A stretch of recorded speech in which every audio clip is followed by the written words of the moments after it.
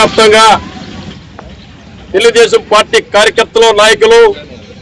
ఒక పండుగ వాతావరణంలో పల్లెల గదిలొచ్చి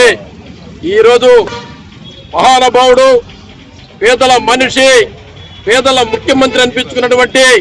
పూజ్యులు దివంగత ఎన్టీఆర్ గారు స్థాపించినటువంటి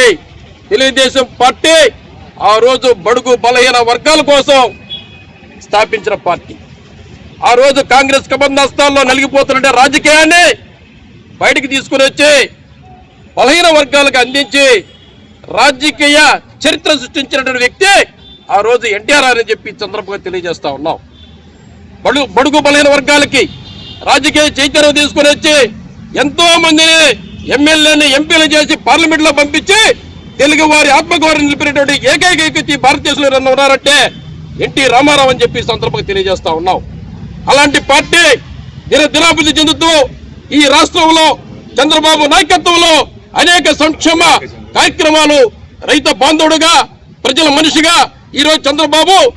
ప్రపంచంలోనే నంబర్ 1 రాష్ట్రంగా ఆంధ్రప్రదేశ్ ని నవ్యాంధ్రప్రదేశ్ ని అమరావతి నిర్మాణంతో నిరూపించుకుంటారని చెప్పి ఈ సందర్భంగా తెలియజేస్తున్నాం. అదేవిధంగా సరేపల్లి నియోజకవర్గంలో సోమిరెడ్డి చంద్రమోహన్ రెడ్డి గారు శాసనసభ్యులుగా అనుభవ రాజకీయ నాయకుడిగా ఈ నియోజకవర్గాన్ని రాష్ట్ర చరిత్రలోనే మొట్టమొదటి నియోజకవర్గం అభివృద్ధిలో కానీ సంక్షేమంలో కానీ బడుగు బలహీన వర్గాలకి ప్రజా సంక్షేమ విషయంలో ప్రతి ఒక్కరితో అందుబాటులో ఉంటూ రాజకీయాన్ని తిరిగి రాసిన వ్యక్తి సోమిరెడ్డి చంద్రమోహన్ అని చెప్పి సందర్భంగా తెలియజేసుకుంటూ ఇలాంటి పార్టీలో ప్రతి కార్యకర్త ముందుకు రావాలి, నడుము బిగించాలి, నాయకత్వ లక్షణాలతో ఎంతో దూరమైన ఎదగడానికి తెలుగుదేశం పార్టీ ఒక ప్లాట్ఫామ్ అని చెప్పి తెలియజేసుకుంటూ ఈ కార్యక్రమాన్ని ముత్తుకూరు మండలంలోని కార్యకర్తల నాయకులందరూ కలిసి ఒక పండుగ వాతావరణంలో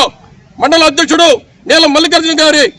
ఆధ్వర్యంలో అదేవిధంగా సీనియర్ నాయకులు ఈదూరు రామ్మూడి గారి ఆధ్వర్యంలో ఇంత ఘనంగా జరుపుకోవడం మాకందరికి కూడా చాలా సంతోషం అని చెప్పి తెలియజేసుకుంటూ సెలవు తీసుకుంటూ ఉన్నారు.